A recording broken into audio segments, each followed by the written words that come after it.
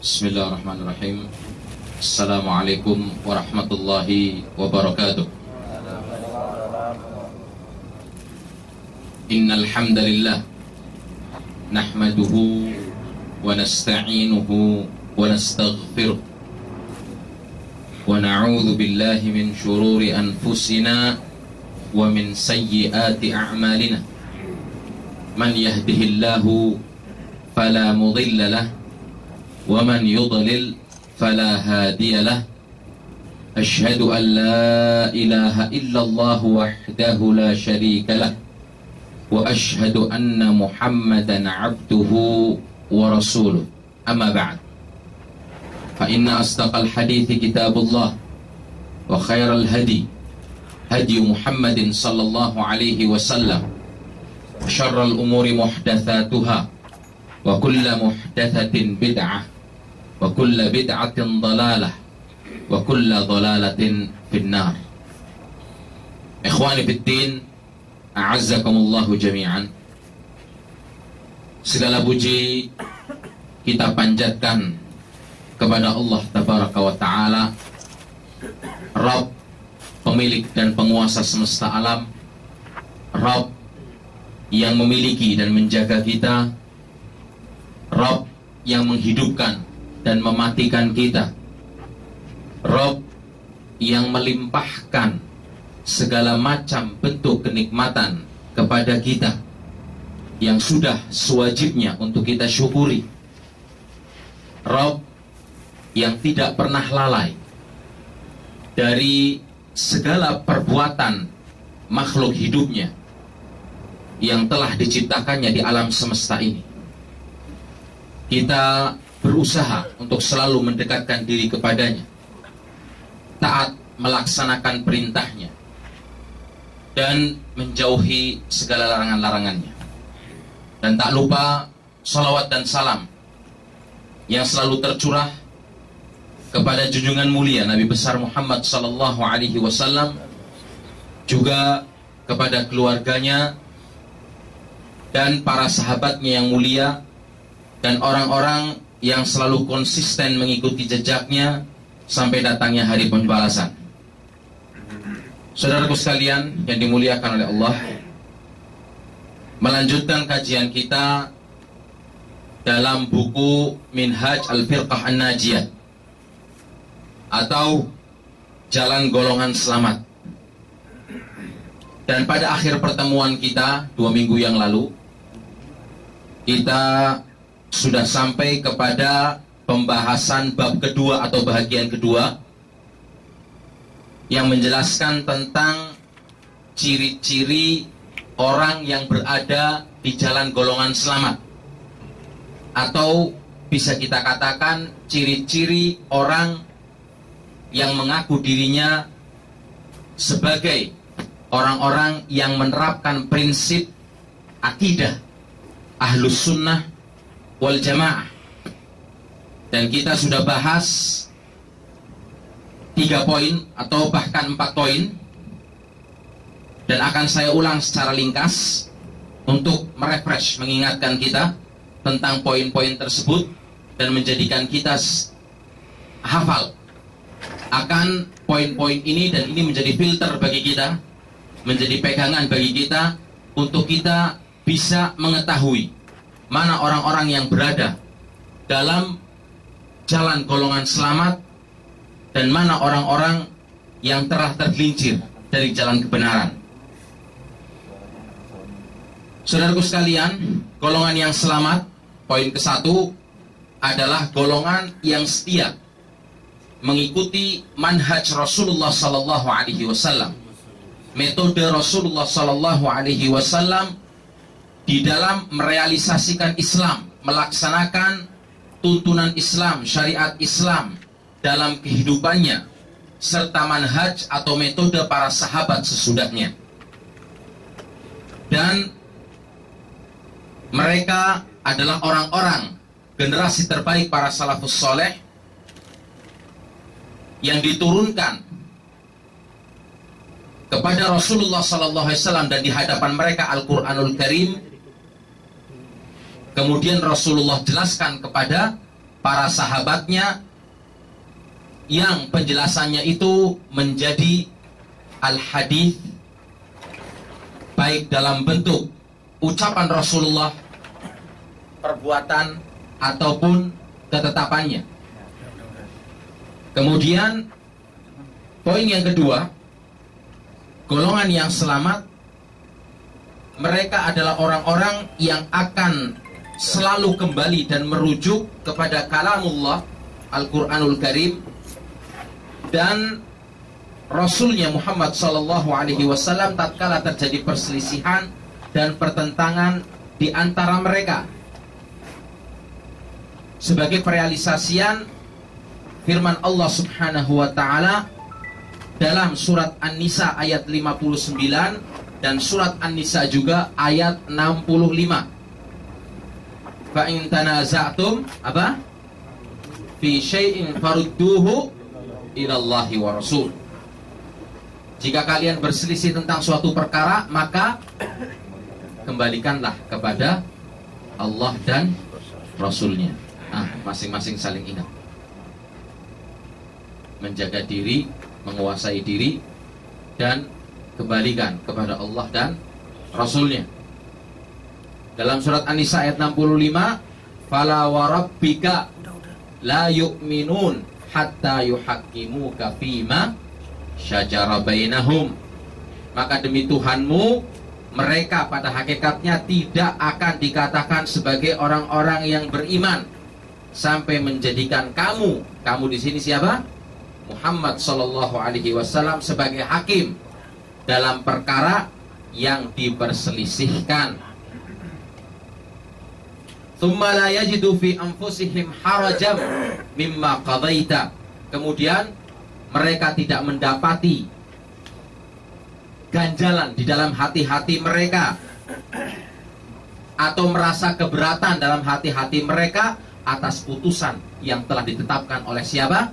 Rasulullah Muhammad sallallahu alaihi wasallam. Sami'na wa ata'na, diikuti. Karena prinsip dalam agama kita bagaimana kita bisa menepati dan melaksanakan ketaatan beribadahan kepada Allah Subhanahu wa taala dan Rasulnya Muhammad sallallahu alaihi wasallam, bukan bertanya kenapa kok kita harus melaksanakan demikian. Tapi prinsip kita sebagai orang yang beriman adalah apa? Allah dan Rasulnya mengatakan demikian, memerintahkan demikian, sami'na wa ata'na. Masalah hikmah nanti. Yang penting bagaimana saya bisa melaksanakan ketaatan kepada Allah dan Rasulnya. Kemudian poin yang ketiga, golongan yang selamat, mereka adalah orang-orang yang tidak mendahulukan perkataan seseorang atas kalamullah dan Rasulnya. Tidak mungkin orang yang keimanannya benar menghantamkan, mengadukan perkataan orang-orang biasa dengan perkataan Allah dan Rasulnya, dengan firman Allah dan Rasulnya. Siapa saja bisa kita ambil perkataannya dan bisa kita buat, seperti dijelaskan oleh Imam Malik rahimahullah. Tetapi perkataan Allah tabaraka wa ta'ala, firman Allah yang tertuang dalam kitab-kitab sucinya ini jelas, harus kita ikuti secara paten. Tidak ada timbang pilih. Kita laksanakan tanpa berpikir. Kalau Allah, langsung kita taati. Kalau Rasulullah SAW, semuanya minggir. Tidak ada yang bisa menghadang dan tidak bisa diadukan dengan perkataan siapapun. Kemudian yang keempat, golongan yang selamat adalah golongan yang selalu menjaga kemurnian tauhid. Karena tauhid ini adalah merupakan cakar ayamnya bangunan Islam. Tauhid ini adalah merupakan fondasi bagi bangunan Islam. Sebuah bangunan tidak akan kuat berdiri tegap menjulang ke langit menjadi pencakar langit kecuali dengan kuatnya fondasi. Antum mungkin bisa lihat bagaimana bangunan-bangunan tinggi yang berdiri menjulang ke langit. Apakah berdiri begitu saja? Tidak, tapi dengan ditopang oleh fondasi yang kuat yang mencakar ke dalam bumi. Ketika kuat fondasi seorang muslim, maka akan kuatlah keislaman orang tersebut. Kita melihat keadaan di Indonesia, di negara kita, bagaimana sangat mudah orang-orang di Indonesia, ya kan, untuk berpindah agama. Sangat mudah mungkin untuk dikristenkan.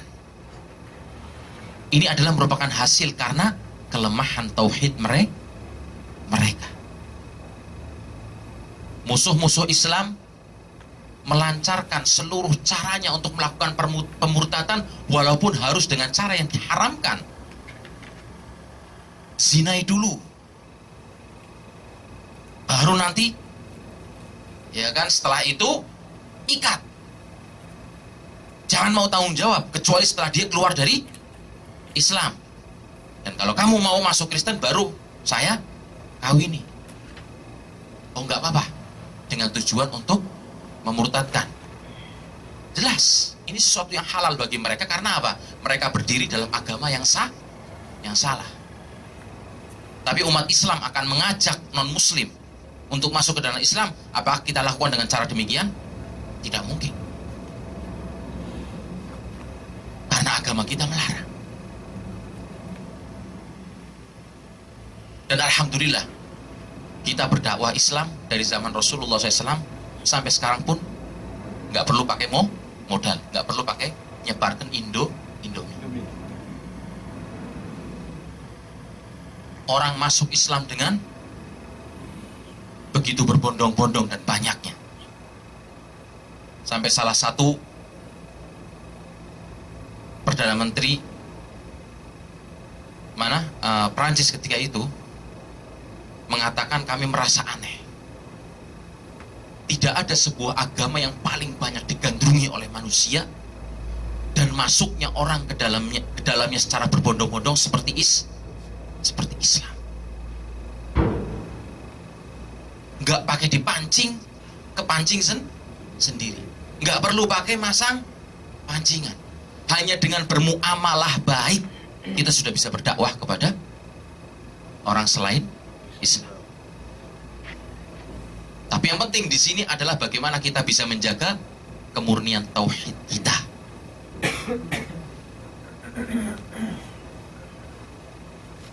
Dan kita melihat di Surabaya saja, bukan kita, ya kan, merendahkan orang-orang yang berasal dari Surabaya atau Jawa Timur, tidak. Tapi kita mungkin sering dengar di Jawa Timur ada sebuah tempat lokalisasi terbesar di Indonesia, bahkan bukan di Indonesia, di Asia Tenggara. Sudah kenal semua namanya. Hatta anak kecil tahu. Gang Duli. Yang membawahi sampai 3.000 lebih jumlah pelacur. Dan kalau kita lihat mayoritas adalah wanita muslim. Ketika ditanya, kenapa kamu jadi pelacur? Ya, untuk memenuhi kehidupan. Emangnya Allah merintahkan kamu memenuhi kehidupan untuk jadi pelacur? Kehidupan ini dipenuhi untuk beribadah kepada Allah Subhanahu wa ta'ala. Ya, untuk menyekolahkan anak, untuk menyekolahkan saudara yang saya tanggung, untuk makan dan hidup. Apakah Allah tidak menciptakan dan tidak memberikan rizki yang halal yang bisa dicapai dan diraih sehingga harus mencari dengan cara yang haram? Oh mas, yang haram aja dicari sulit mas, apalagi yang halal. Kenapa perkataan dan alasan ini keluar dari mulut-mulut wanita muslimah yang menjajakan dan menjual dirinya? Karena kelemahan tauhid mereka. Tapi wanita yang bertauhid kepada Allah Subhanahu wa taala mustahil untuk melakukan perbuatan haram bagaimanapun keadaannya.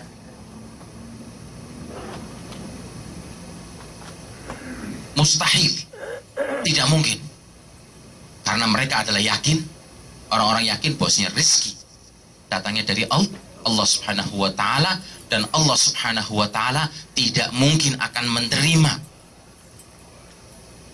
jalan kejelekan, karena Allah baik dan tidak menerima kecuali yang baik. Dan Allah Subhanahu wa taala telah berfirman di dalam ayatnya, "Wa may yattaqillaha yaj'al lahu makhraja." Barang siapa yang bertakwa kepada Allah, Allah akan berikan jalan keluar. Ketika laki yang lain lagi ditanya, "Kenapa kamu jadi pelacur?" "Saya putus cinta sama pacar saya, hanya masuk ke tempat ini." Lihat. Emangnya laki-laki satu di dunia? Nah, kalau yang putus cinta yang laki-laki gimana? Mabuk? Atau terus mau jadi pelacur laki-laki? Ke Bali sana jadi gigolo? Atau jadi germo? Naudzubillah. Ini semua terjadi karena lemahnya akidah mereka. Dan sangat mudah sekali orang Indonesia. Kalau ada yang datang ngaku Allah pun ada pengikutnya. Ini sebabnya karena apa? Lemahnya tauhid mereka, akidah Islam mereka.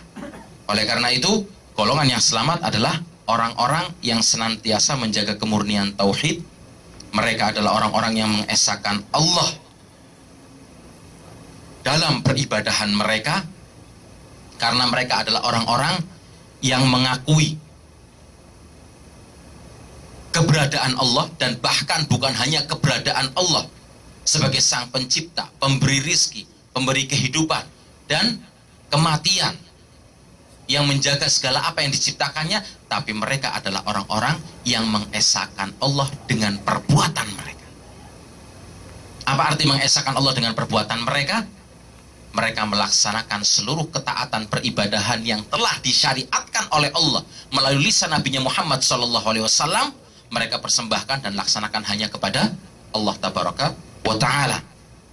Doa mereka tujukan hanya kepada Allah. Mereka meminta pertolongan di waktu senang maupun susah hanya kepada Allah Subhanahu wa Ta'ala. Di masa lapang maupun sulit, permohonan mereka hanya ditujukan kepada Allah Tabaraka wa Ta'ala. Kurban mereka, nazar mereka, tawakal mereka hanya kepada Allah Subhanahu wa Ta'ala. Mereka adalah orang-orang yang berhukum dengan apa yang diturunkan oleh Allah Tabaraka wa Ta'ala, dan berbagai bentuk ibadah yang lainnya, yang semuanya itu adalah merupakan aturan tuntunan syariat yang menjadi dasar bagi tegaknya sebuah daulah Islamiyah. Ketika manusia tauhidnya benar, keislamannya benar, otomatis kekuatan Islam itu akan bangkit sendiri. Kita melihat bagaimana umat Islam dibantai di Myanmar, di Burma, tanpa ada bisa satu pun negara Islam yang menolong. Dibantai, diperkosa, diusir. Kejadian terakhir di Afrika Tengah, saudara-saudara kita dari orang-orang Afrika yang berkulit hitam dibantai habis. Pemimpin Islamnya diturunkan, digulingkan, rakyatnya dibantai habis, dan ikut serta yang melakukan perbuatan tersebut negara Perancis yang permusuhannya sangat besar terhadap Islam. Sampai diperkirakan dalam waktu sekitar 4 hari akan habis umat Islam, dan ternyata benar. Yang tersisa tinggal orang-orang yang melarikan diri. Hanya karena di tempat umat Islam tersebut adalah merupakan tempat yang subur dan banyak terkandung kekayaan alam. Padahal Allah letakkan seluruh kekayaan alam pada negara-negara Islam. Tempat umat Islam. Tapi umat Islam tidak memiliki kekuatan apa-apa.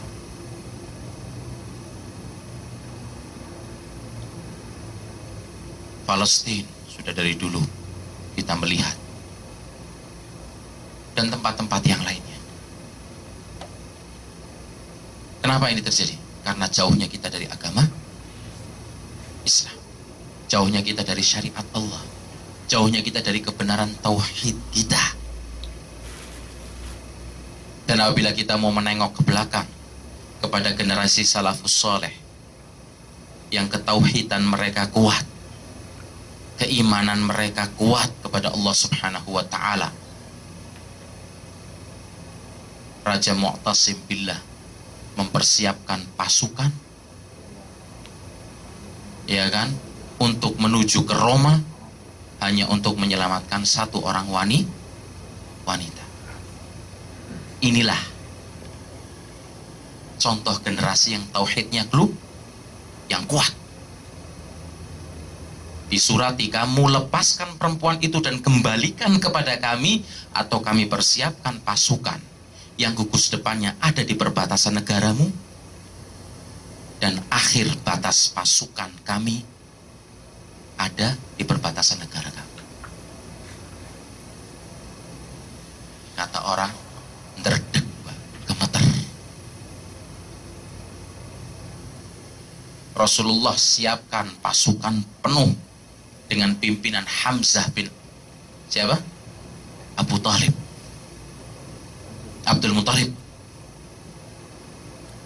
hanya untuk menjaga harga diri seorang wanita muslimah yang ditelanjangi di pasar Yahudi oleh orang-orang Yahudi.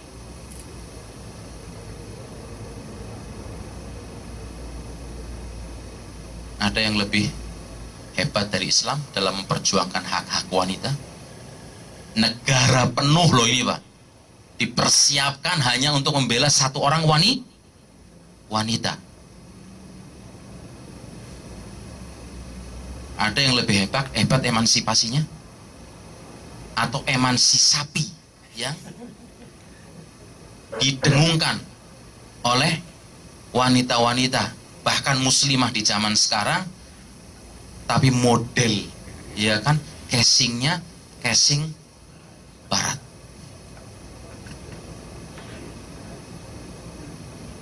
Ini jelas akan membuka Konstantinopel.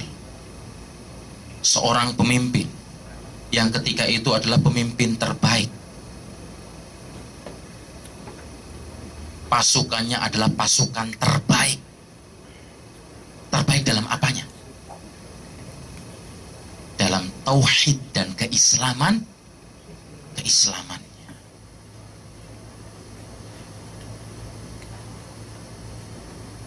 Ini yang menjadikan kita kuat seperti itu.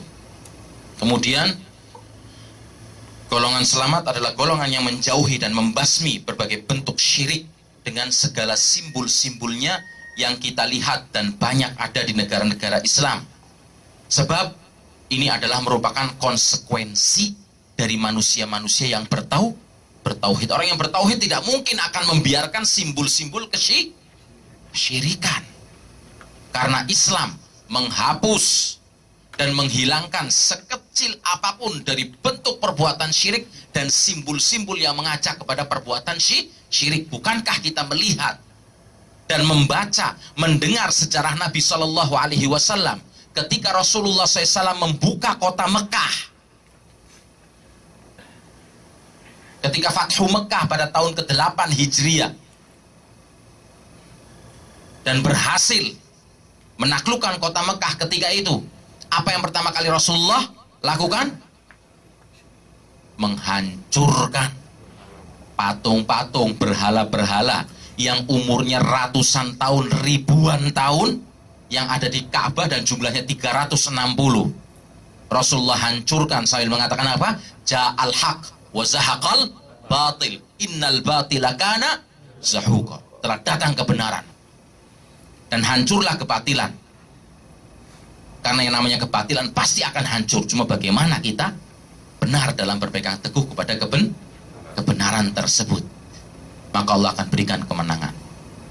Itu kalau di zaman sekarang udah diprotes langsung dunia, badan dunia yang menjaga apa situs-situs bersejarah turun tangan, gak boleh itu benda bersejarah apa umurnya ribuan tahun harus diabadikan walaupun disembah selain Allah subhanahu wa ta'ala. Kalau Rasulnya ada sampai sekarang, udah diprotes sama PBB itu.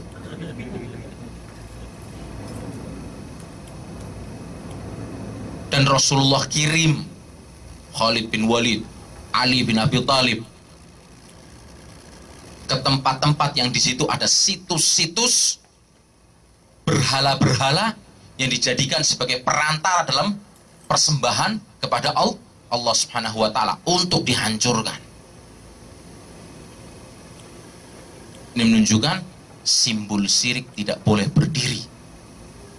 Ini baru simbolnya. Apalagi beribadah kepada Allah Subhanahu wa ta'ala dengan menjadikan simbol-simbol itu sebagai perantara. Ada orang terkenal sebentar mati, ya kan? Kemudian, wah, perlu kita buat apa? Kuburannya cagar budaya, budayanya sopo mas. Kuburan kok dijadikan cagar budaya? Budayanya orang syirik, budayanya orang jahiliyah, dan keluar dari mulutnya seorang muslim. Kenapa sampai keluar? Karena kedangkalan dia dalam memahami tauhid.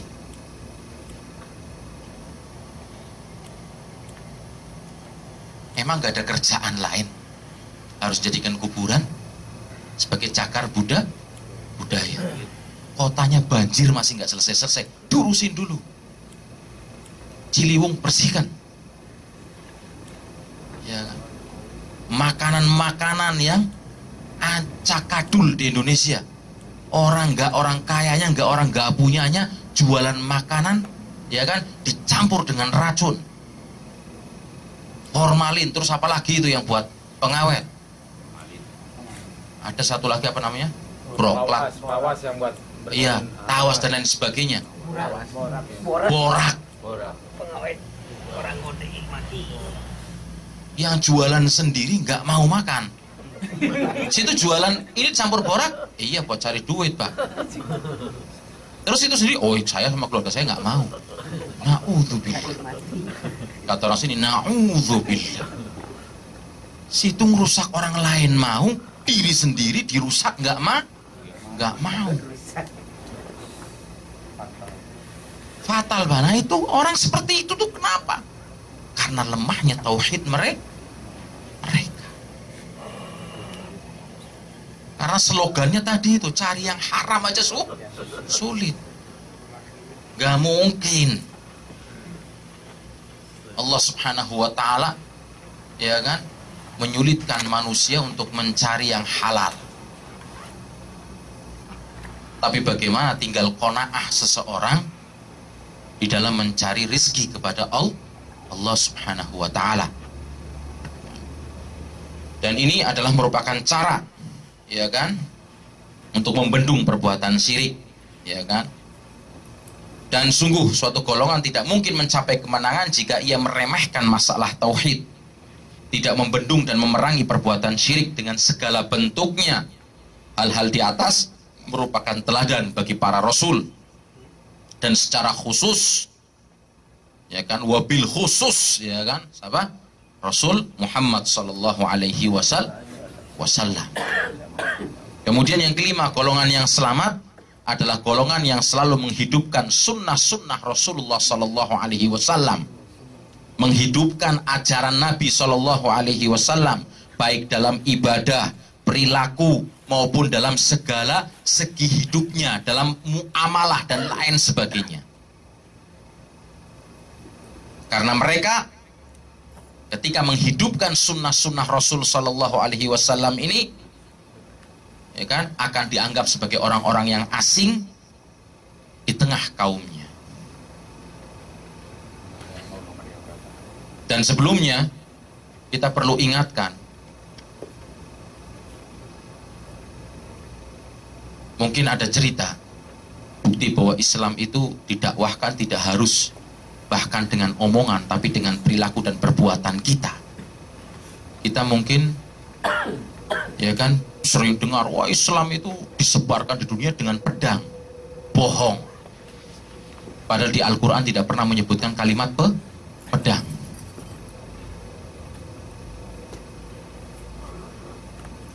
Dan sebagai bukti Islam masuk ke Asia Tenggara, khususnya Indonesia, dengan pedang? Tidak. Tapi pedagang-pedagang Arab ketika itu yang datang dengan muamalah mereka, dengan akhlak mereka. Yang ketiga itu Indonesia mayoritas masih Hindu, Buddha. Apalagi kerajaan Hindunya Indonesia itu termasuk paling kuat loh Pak. Gajah Mada itu dengan apa? Sumpah palapanya. Ingin menyatukan Nusantara. Bahkan sempat akan menyatukan Nusantara. Bahkan bisa menghadapi kekuatan asalnya India. Karena pasukannya Gajah Mada ini, ya kan, bukan hanya manusia biasa, jinnya juga banyak. Dan mereka terkenal dengan manusia-manusia yang memiliki kekuatan dengan sihir-sihirnya. Bagi mereka halal perbuatan sihir, perdukunan ketika itu. Makanya dukun-dukun sekarang di Indonesia ini dengan penuh, ya kan, gagah berani mengatakan di televisi, kita ini sedang melestarikan budaya Indonesia. Apa budayanya? Santet, teluh, Allah Akbar, sihir. Situ itu ngaku sihir, santet, budayanya orang Indonesia, ya kan? Dari mana? Ini budayanya Fir'aun. Dan sudah ada sejak zamannya Fir'aun. Bahkan sebelum Fir'aun.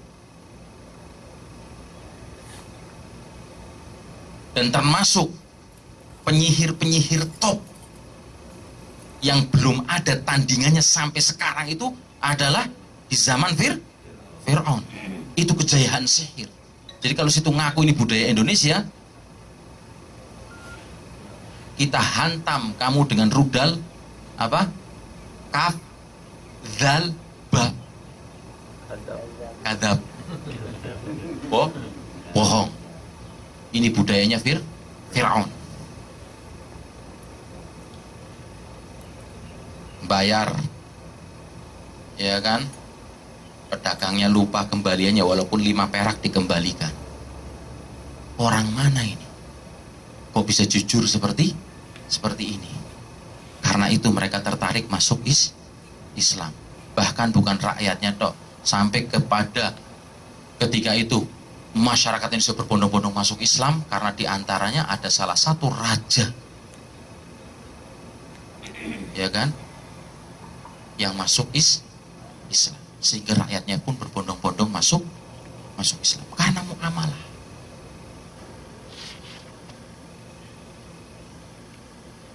Nah, kita sebagai golongan selamat adalah orang-orang yang selalu menghidupkan sunnah-sunnah Rasulullah SAW, walaupun kita akan dikatakan sebagai orang-orang asing di kalangan kaum kita sendiri. Otomatis sering banyak teman-teman kita katanya, lu pulang gimana kita ngadepin tahlilan, kita ngadepin, ya kan, yasinan, ya kan, ini kebiasaan masyarakat dan apa, nanti saya dimusuhi, ada apa itu. Anda ingin taat kepada Allah dan mencari keridhaan Allah di atas kemarahan manusia, atau ingin mencari keridhaan manusia di atas kemarahan Allah? Yang memegang hati seluruh manusia itu adalah Allah Subhanahu wa ta'ala. Kalau Allah tabaraka wa ta'ala melihat engkau melaksanakan sebuah perbuatan karena ingin mencari keridhaan hati-hati manusia supaya nggak marah kepada kamu di atas kebencian dan kemurkaan Allah, ingat, yang memiliki mereka adalah Allah, yang memegang hati mereka adalah Allah, dan yang akan menjadikan mereka tambah murka kepada kamu, dan itu mudah bagi Allah, dan engkau semakin dibenci. Tapi kalau engkau melakukan sebuah perbuatan di atas keridhaan Allah, karena ini perintah Allah, walaupun semua orang menentang dan tidak suka, tapi jelas ini qala Allah dan ini qala Rasul, ini perintah Allah dan ini perintah Rasul, walaupun semua tidak suka, Allah yang akan merubah hati-hati mereka, ya kan, untuk cinta kepada engkau. Karena patokan dan barometernya Allah Subhanahu wa ta'ala. Innamal a'malu binniyat. Benarnya sebuah amalan itu karena niatnya. Wa innamalikulli imri'in ma nawa. Dan setiap hamba akan mendapatkan balasan atas apa yang dia niatkan. Fa in kanat hijratuhu ilallahi war rasulih fa hijratuhu ilallahi war rasulih, atau kama qala Rasul sallallahu alaihi wasallam. Kalau hijrahnya itu silakan ibadah ketika itu karena Allah dan Rasulnya, engkau akan mendapatkan Allah dan Rasul. Ada yang lebih mulia dari mendapatkan kekayaan Allah dan Rasulnya? Oh, yang punya semuanya juga Allah, yang menentukan dan memberikan Allah. Fa in kanat hijratuhu ila malin yusibuha aw imra'atin yankihuha. Apabila hijrahnya itu karena apa? Harta yang ingin dikejar atau wanita yang ingin dinikahi, fa hijratuhu ila ma hajara ilaihi. Maka dia akan dapat cuma capeknya perjalanan, capeknya hijrah, betul dapat hartanya, dapat perempuan yang dia kejar, tapi tidak mendapatkan keberkahan dari Allah Subhanahu wa ta'ala. Nah, kita rasakan orang-orang yang memegang sunnah di sini memang di akhir zaman ini seperti memegang bara api. Innal islama, dalam sebuah hadis riwayat Muslim, bada'a ghariban wa sayaudu ghariban kama bada fatuba lil ghuraba. Sungguhnya Islam pada permulaan awal kali diturunkan dianggap asing, dan kelak akan menjadi asing kembali. Cuma gawatnya di sini, ketika dahulu pertama kali diturunkan dianggap asing, ketika Rasulullah SAW adalah satu-satunya manusia yang mendapatkan mandat dan misi Allah Subhanahu wa ta'ala untuk mengajak manusia kepada tauhid dan dianggap asing, masyarakat ketika itu dalam keadaan jahiliyah. Tapi yang lebih gawat ini, sekarang yang menganggap asing adalah umat Islamnya sendiri. Yang menganggap asing umat Islamnya sendiri. Karena jauhnya mereka, tidak maunya mereka tuntunan Islam yang benar. Fatuba lil ghuraba. Maka beruntung besarlah bagi orang-orang yang dianggap asing karena menegakkan kebenaran Allah dan Rasulnya, walaupun harus dianggap asing. Sampean niku Mas tukut bahan kurang apa? Iya kan? Banjirnya enggak ada, cincing celananya.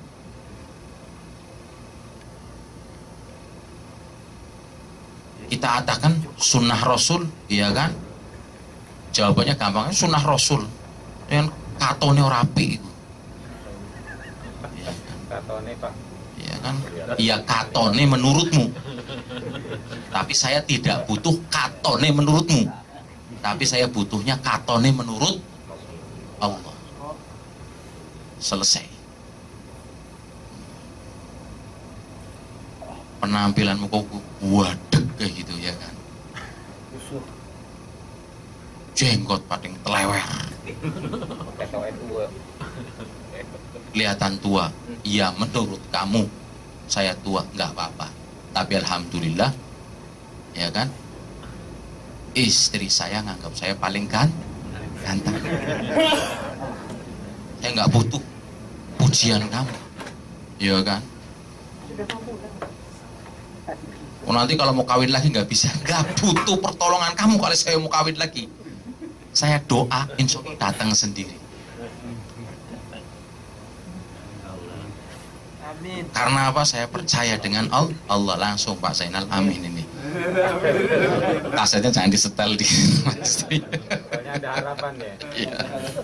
Kayak iya. Amin. Dianggap asing.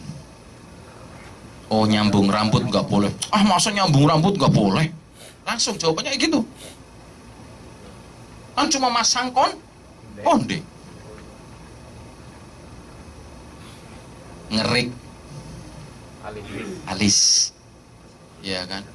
Alis sudah diciptakan benar sama Allah, bagus, ya kan. Memang manusia ini khuliqal insanu halu'a wa idza massahu syarru jazua, ya kan. Alisnya udah bener, ketebelen, ya kan. Ya kan, perlu dikikis, ya kan, biar kayak gili miring, ya kan, atau lancip. Alis bener, bagus-bagus, ya kan, dikerok habis, ditato.